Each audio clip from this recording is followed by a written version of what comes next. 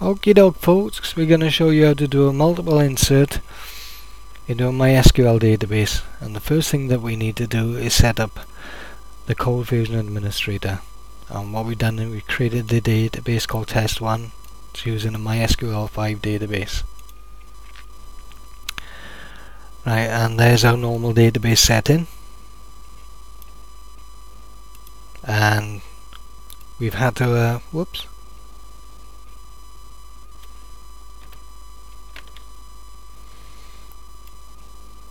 append that setting to say $allow multi-queries equal true. Okie doke. Just make sure we got that okay. Yeah. Right, once you've done that, that's all you need to do then. Set up your form as normal. I've got one pre-populated ready. And here we have our database.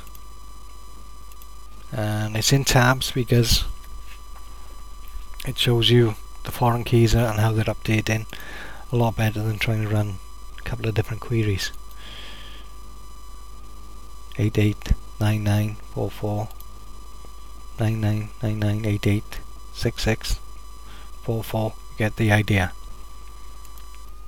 Okie doke, so now we're going to come to the code. Right, and all we've done is run our query as we would normally run a coldfusion query. Excuse me.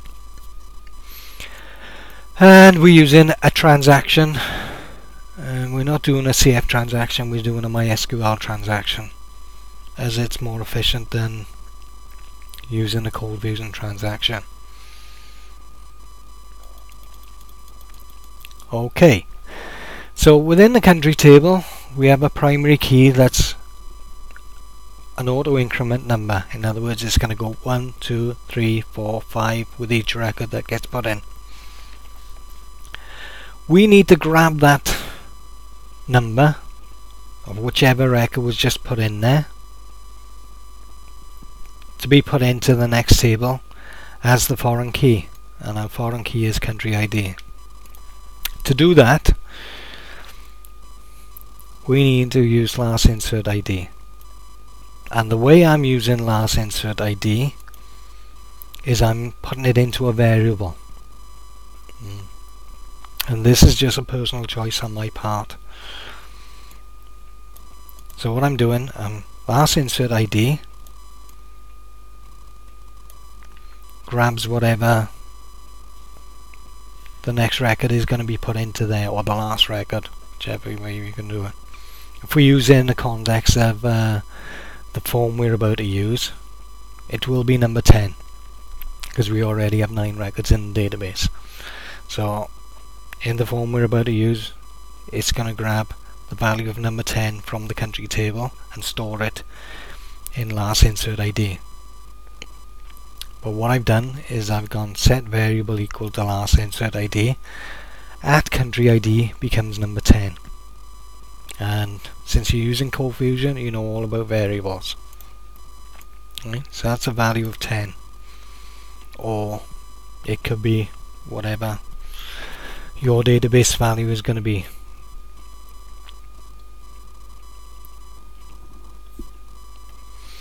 Okie doke. So as we said, our foreign key is country ID, and all we do in the values is insert at country ID. So whatever the country table's primary key has been updated to, its equivalent is going to be inserted into the values column of the result table. And we've done the same there for the result table. We've grabbed,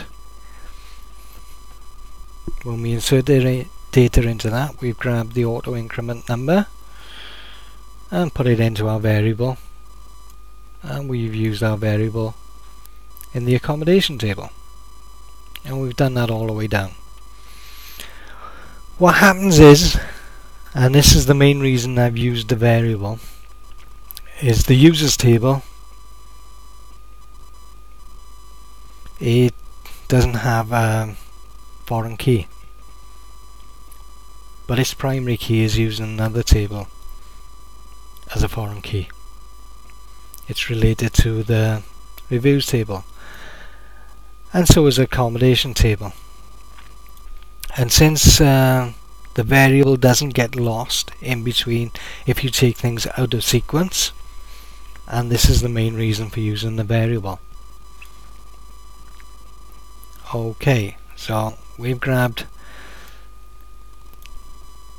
the user's primary key and we've stored it as a variable, and here are our foreign keys: user ID and accommodation ID.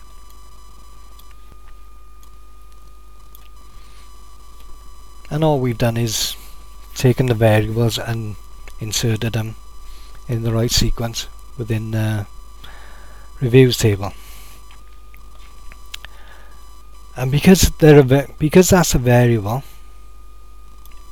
as are all of them are variables, you can use it out of sequence. Let's scroll up. Set accommodation, right? The variable here can be used out of sequence. Last insert ID has to be used in a sequence. It only grabs the value of the auto increment in the last table. Well, accommodation isn't the last table, is it? Users is. So that would be lost. And the only way to preserve it is to put it into a variable, because we can use variables out of sequence. And that's the reason I've used variables, and yeah, I've kept my code looking consistent.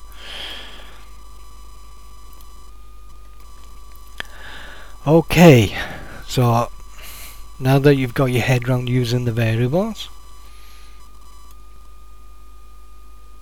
we come to this line of code, and because we're passing data from a form to this file, we wrap it in a query parameter for a bit of extra security.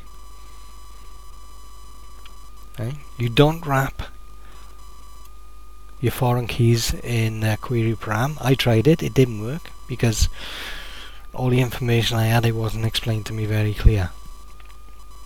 You only wrap query param in things that get passed from another form. Okay, here we have our end of our transaction with the commit, and after that the database resets itself to acting as a normal database. It's not using transaction. Okay folks, that's all there is to it. I'll just go over it once more just to recap it here. We've done a query, we wrapped it in transaction, a mysql transaction.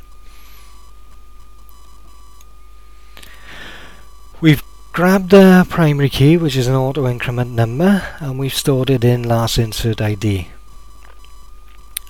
We've put that into a variable, and we use that variable in whichever table has a foreign key relating the two tables to update the foreign key, and we've used it here, and we've done that all the way down. And as we said before, because it's a variable, you can use it out of sequence or in any sequence you want to. Okie doke. And we've done that here with these two. Okay folks, that's all there is to using multiple insert using mysql. I hope this has helped. If not, let me know and I'll try and remake this so it's a bit clearer. Right, so before we shoot off, we better show you the form actually putting it in. And here we have our form. It's a flash form, by the way. We have little boxes here, giving a bit more information than you normally get. And we have all our details here. On the last page you have a button, Click insert, and we have our thank you. Right, so let's have a look at our database now. As we previously said, we had 9 records in before that last insert. So let's go and update our database. Whoop, there we have number 10.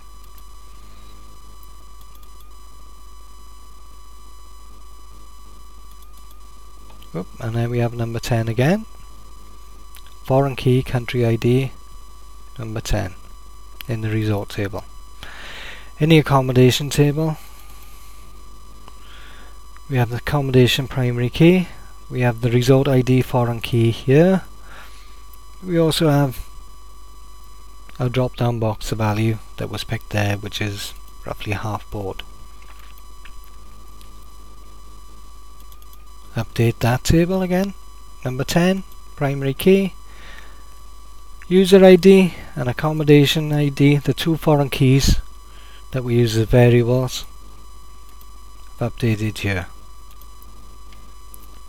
And the users, updates as number 10. So you can see it works quite well, and it works the way you want it to work. So any problems with that, drop me a line and I'll send you the actual code and you can have a look at it yourself and everything. I'll send you the database, the code and everything, and you can have a little look at it, just have a play around. I hope this helps other people, because there's not a lot of information on it out there, and there should be, to be honest.